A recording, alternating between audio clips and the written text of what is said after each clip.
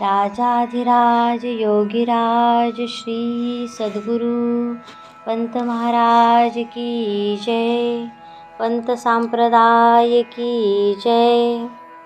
आज आपण श्री पंत महाराजांच्या श्रींच्या सावलीत या पुस्तकातील कथा ऐकणार आहोत. कथा नंबर 4. विष्णू महाराज. विष्णू महाराजांचा जन्म सोलापूर जिल्ह्यातील सांगोला या गावी झाला. वडील यमाजी कदम हे उदरनिर्वाहासाठी गावोगावी एक तारीवर भजन करीत असत. त्यांचे बरोबर बाळ विष्णू हा गोड गळ्याने भजन म्हणत असे. याचे लोकांना कौतुक वाटे. श्री पंत महाराजांचे शिष्य गजानन महाराज तीर्थाटन करीत असता मंगळवेढा या गावी त्यांची या कदम कुटुंबाशी ओळख झाली. त्यावेळी विष्णूने खंजिरी वाजवून म्हणलेल्या भजनाने गजानन महाराज भारावून गेले व त्यांचा कदम कुटुंबाशी दाट परिचय झाला. एके दिवशी गजानन महाराज म्हणाले, यमाजी, तुझा मुलगा छान भजन म्हणतो. त्याचा आवाज गोड आहे. तो मला दे. माझ्या अवधूत संप्रदायाच्या कामी त्याचा मला खूप उपयोग होईल. यावर यमाजी म्हणाला, हा माझा मोठा मुलगा आहे. याच्या गोड गळ्यावर आमची उपजीविका आहे. याला देऊन आम्ही पोट कसे भरणार? असे म्हणताच तू काही काळजी करू नको. हा अनादी कालापासूनचा योगी पुरुष आहे. याचे भविष्य उज्ज्वल आहे. तू नाही म्हणलेस तरी हा माझ्याबरोबर येणार आहे. तेव्हा यमाजीने काहीही न बोलता परवानगी दिली. तुला काहीही कमी पडणार नाही असा आशीर्वाद देऊन बाळ विष्णूस बरोबर घेऊन गजानन महाराज निघाले. अनेक तीर्थक्षेत्रांना भेटी, अनेक साधू संतांच्या भेटी झाल्या. अनेक ठिकाणी ज्ञानचर्चा करून देवभक्त, गृहस्थी, संन्यासी अशा विविध स्तरातील लोकांना एकत्रित करण्यासाठी ओम नमः शिवाय या गुरूंच्या तारक मंत्राने व बाळ विष्णूंची हातात खंजिरी देऊन श्री पंत महाराजांची पदे प्रभावीपणे लोकांना ऐकवून समाजात त्यांनी चैतन्य निर्माण केले. गजानन महाराजांच्या सहवासात विष्णू वाढत होता. अनेक प्रकारच्या साधना, तप त्याच्याकडून करवून घेतल्या. तर शिष्य विष्णू हा तन मनाने आपल्या गुरुची सेवा एकनिष्ठ भावनेने करीत होता. योग्य वेळ येताच महाराजांनी विष्णूस अनुग्रह देऊन अवधूत संप्रदायाची दीक्षा व आशीर्वाद दिला. आपला शिष्य आता संप्रदायास योग्य ठरला आहे. त्याचे सर्व गुण संप्रदायाच्या प्रबोधन कार्यास योग्य आहेत. त्याप्रमाणे गजानन महाराजांनी अवधूत संप्रदायाचा प्रसार व शिष्य प्रबोधनाचे कार्य करण्याची विष्णूस आज्ञा केली. सांगली जिल्ह्यातील बिसूर या गावी बाणगंगा नदीचे काठी निर्भीड असे एक अरण्य आहे. तेथे काटेरी निवडुंगाची खूप झाडी आहे. त्या ठिकाणी जाऊन तू साधनेस बैस. तेथूनच तुझ्या कार्याची वृक्षबाग फुलेल, कीर्ती बहरेल, तेव्हा तू त्या ठिकाणी जा. मी तुला अधूनमधून भेट देत जाईन, असे गजानन महाराजांनी विष्णूस सांगितले. विष्णू आपल्या गुरुची आज्ञा शिरसावंद्य मानून बिसूर येथे आला. बाणगंगा नदीचे काठाने हिंडत असता त्याला निर्भीड असे निवडुंगाचे अरण्य लागले. तेथील वैकुंठधामात स्मशानभूमीत येऊन झाडीत गोंडपाट अंथरून साधनेस प्रारंभ केला.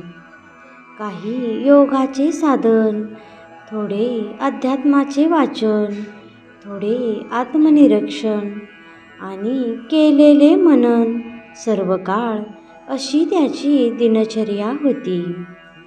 एक तरुण साधू झाडीमध्ये तपश्चर्या करीत आहे ही बातमी लवकरच गावात पसरली. त्याच्या दर्शनाकरिता गावातील लोकांची ये-जा सुरू झाली. त्याच्या सामर्थ्याची लोकांना कल्पना येऊ लागली. विष्णू महाराजांचे पारमार्थिक तेज, शुद्ध आणि वैराग्यशील आचरण व तपसामर्थ्यामुळे लोकांची आदरयुक्त भक्ती वाढली. लोकांच्या मनात त्यांच्याबद्दल आदरभाव निर्माण झाला. लोक आपलेपणाने विचारपूस करू लागले. कोणी त्यांना जेवण देत, कोणी मैत्री करी, तर कोणी त्रासही देत. आता बिसूरमधील लोक त्यांना बाबा म्हणू लागले. साधना, योगाभ्यास करून व्रतोपवासामुळे बाबांचे शरीर व मन अत्यंत निर्मळ झाले होते. अखंड नामस्मरणामुळे त्यांना सर्वज्ञता लाभलेली होती. बाबांच्या प्रेमळ स्वभावामुळे लोक त्यांना घरी घेऊन जाऊ लागले. त्यामुळे विष्णू बाबांची लोकप्रियता वाढू लागली. विष्णू बाबा रोज नित्य नेमाने श्रीपंत महाराजांचे भजन करीत असत. बिसूरमधील लोक भजनात सामील होऊ लागले. विष्णू बाबांनी खंजिरीवर जोराने थाप मारताच लोक थक्क होत आणि त्यांची सर्व शक्ती कानात एकवटलेली असायची. पदांचे शब्द ना शब्द कानात घुमायचे. लोकांना जागे करण्याचे व पंथांचा बोध हृदयात भिडण्याचे कार्य ही खंजिरी करीत असे. लोकांना श्रीपंत भजनाचे वेड लागले. आता गावात अवधूत भजनी मंडळ तयार झाले. अवधूत संप्रदायाचा झेंडा बिसूरमध्ये फडकू लागला. अनेक लोक त्यांचे शिष्य झाले. त्यात मुस्लिम समाजाचा भरणा जास्त होता. सर्व जाती जमातीच्या लोकांशी बाबा प्रेमाने वागत. गावातील लोकांच्या मदतीने वैकुंठ धामासमोर श्री दत्ताचे मंदिर बांधण्यात आले. सुबक सुंदर श्री दत्तांच्या मूर्तीसोबत श्रीपंत महाराजांच्याही प्रतिमेची प्रतिष्ठापना झाली. गावाला क्षेत्राचे रूप आल्याने अनेक साधू संत सत्पुरुष बिसूरला येऊन बाबांना भेटू लागले. त्यांचे मार्गदर्शन घेऊ लागले. त्यामुळे अवधूत संप्रदायाचे क्षेत्र म्हणून बिसूर गावाचा महिमा वाढू लागला. बिसूरमधील भाविक भक्तांकडून श्रीपंतचरित्राचे वाचन होऊ लागले, तर शिष्यांकडून श्रीपंत वाङ्मयाचा अभ्यास होऊ लागला. सद्गुरु भक्ता दुर्लभ ऐसे नाही त्रिभुवनी, हरिहर ब्रह्मा वंद्यची हाती, हरिहर ब्रह्मा वंद्यची हातो, पूज्यतो जनी विजनी, अष्टमहसिद्धी होती दासी, मुक्ती लोळे चरणी. या पदाप्रमाणे विष्णू बाबांना अनेक ग्रंथ तोंडपाठ होते. श्रीपंतांची 8वी पुष्पे व प्रेमलहरी मुखदवत होती. एक थारीवर खड्या आवाजात पदे म्हणताना त्यांनी कधी प्रेमलहरी उघडली नाही, हे त्यांचे वैशिष्ट्य. एवढेच नव्हे तर आपल्या शिष्यांनाही तोंडपाठ पदे म्हणण्याची सवय लावली. विष्णू बाबा सदैव रसाळ बोध भक्तांना करीत असत व स्वतः वीरशैव भक्तीने सद्गुरू श्रीपंत महाराजांना नम्रतेने नतमस्तक होत. अवधूत संप्रदायाच्या प्रसारासाठी विष्णू बाबा अनेक गावी पदभ्रमण करीत असतात. त्यांच्या व्यक्तिमत्वाला आकर्षित होऊन अनेकांनी त्यांचे शिष्यत्व पत्करले. श्री क्षेत्र बाळेकुंद्री येथील श्रीपंत माऊलींच्या उत्सवास आपल्या बिसूर, आवळी, कोल्हापूर, इचलकरंजी, चिकुर्डे, सातार्डे, कुरुंदवाड, पडळ, पंढरपूर, मंगळवेढा, तासगाव, कराड, राजगुरुनगर आणि मुंबई येथील शिष्यमंडळी समवेत घेऊन येत असत. अमराईतील दुसऱ्या आंब्याच्या झाडाखाली ही सर्व भक्तमंडळी बाबांच्या सभोवती बसत असत. थंडी, वारा, पाऊस याची तमा न बाळगता विष्णू बाबांच्या समवेत भजन करीत असत. कारण माहेरी आलेल्या आपल्या शिष्यबाळांचे रक्षण श्रीपंत माऊली करीत असते, असा त्यांचा दृढ विश्वास होता. त्यामुळे ही शिष्यमंडळी आपल्या गुरुसमवेत भजनानंदात रममान होऊन श्रीपंत प्रभूंच्या उत्सवाचा आनंद लुटीत असत. आजही त्याच आंब्याच्या झाडाखाली विष्णू महाराजांचा भव्य फोटो ठेवून बिसुरकर भक्तमंडळी भजन व आरती करीत असतात. विष्णू महाराज पदभ्रमण करीत आवळी, तालुका पन्हाळा या गावी गेले. तेथे 20 वर्षे वास्तव्य करून अवधूत संप्रदायाचा प्रसार केला. तेथील शंकर पाटील हे त्यांचे शिष्य झाले. त्यांनीही आवळी, चरण या भागातील लोकांना अवधूत संप्रदायाचे मार्गदर्शन केले. आवळी गावात पाण्याची तीव्र टंचाई पाहून महाराजांनी टेकडीवरील श्री दत्त मंदिराशेजारी विहीर खोदण्यास सांगितली. खोदकाम सुरू झालेले पाहून गावातील लोक हसू लागले.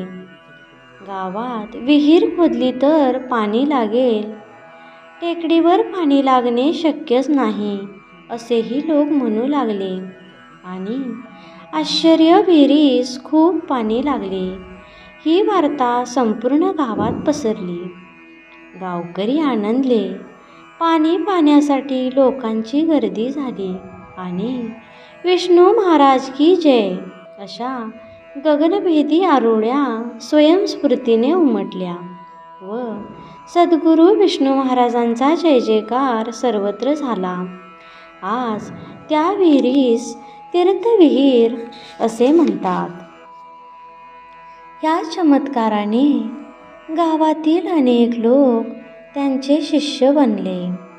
येथेही अनेक लोकांना श्रीपंत भजनाचे वेड लावून भवसागराने गांजलेल्या अनेकांना पीडामुक्त केले व आवळी येथे अवधूताचा झेंडा फडकविला व शिष्य प्रबोधनाचे कार्य जोमाने वाढविले.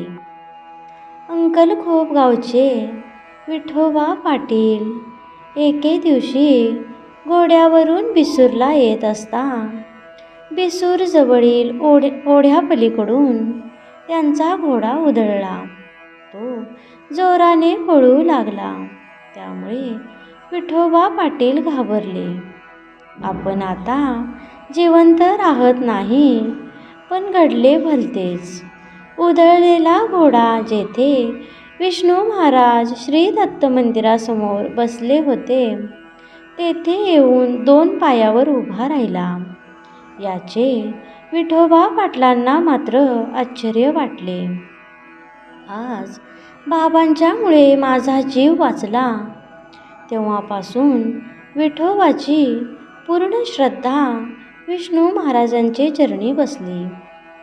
बाबांची सेवा म्हणून विठोबा पाटलांनी आपल्या घरातून उत्सवाचा ध्वज मिरवत बिसूरला विष्णू महाराजांच्या उत्सवास वाजत गाजत भजन फेरीने आणला. ही प्रथा आज तागायत सुरू आहे. विष्णू महाराजांचे वास्तव्य कुंभारवाड्यातील कृष्णा कुंभारीन नावाच्या शिष्येच्या घरी होते. तेथे भजनाचे कार्यक्रम वारंवार होत असे. या घराच्या मागे एक दर्गा आहे. या दर्ग्यातील बावरदीन बाबांचे बरोबर महाराजांचे संभाषण होत असे. हे आगळे वेगळे विष्णू महाराजांचे वैशिष्ट्य. बाबा स्वतः संन्यासी असून अनेक भक्तांचे संसार त्यांनी सुखी केले. अनेकांना श्रीपंत भजनाचे वेड तर लावलेच लावले व पंथबोधाची गोडीही लावली. ते आपल्या शिष्यांकडून अवधूत संप्रदायाचा 10 नियमांचे आचरण काटेकोरपणे करवून त्यांना एकनिष्ठ पंथभक्ती शिकविली. आपले संपूर्ण आयुष्य संन्यासी राहून गजानन महाराजांच्या आज्ञेप्रमाणे अवधूत संप्रदायाला सर्वस्व वाहून बाबांनी चैत्र शुक्ल दशमीस श्रीपंतचरणी देह ठेविला. श्री समर्थ सद्गुरू विष्णू महाराजांनी प्रत्येक गावातील भक्तांची पारख करूनच त्यास कृपाशीर्वाद दिला. यामध्ये काशीकर महाराज, गणेश महाराज, तासगावकर, शंकर पाटील, साबाजी दादा, गणपत झेमसे, शंकरराव पाथरे इत्यादी त्यांच्या प्रमुख शिष्यांनी अवधूत संप्रदायाचा प्रसार व शिष्य प्रबोधनाचे कार्य समर्थपणे पुढे चालविले. समर्थ सद्गुरू विष्णू महाराजांची पुण्यतिथी चैत्र शुद्ध दशमी रोजी बिसूर व आवळी या गावी प्रेमध्वजारोहण, पालखी सेवा व महाप्रसादाने साजरी केली जाते. भक्तासी प्रेमस्तन पाजिते श्री गुरुमाय स्वानंदा की घेऊनी भक्ता अभय वचन देते. जवळी घेऊनी आपला म्हणूनी स्वरूपी मेळविते. बालावधूत भक्ता हृदयी दत्त प्रेमे खेळते. श्री पंत महाराज की जय. गुरुपुत्राचे काम म्हणजे आपल्या गुरुने जे सांगितले त्याचे मनन करून व त्याप्रमाणे स्पष्ट अनुभव घेऊन त्या अनुभवाला आणि गुरुवचनाला पक्का मेळ बसतो अशी मनाची अनुभवशीर खात्री करून घ्यावी. श्रीपंत महाराजांची बोधवाणी. राजाधिराज योगीराज श्रीपंत महाराज की जय.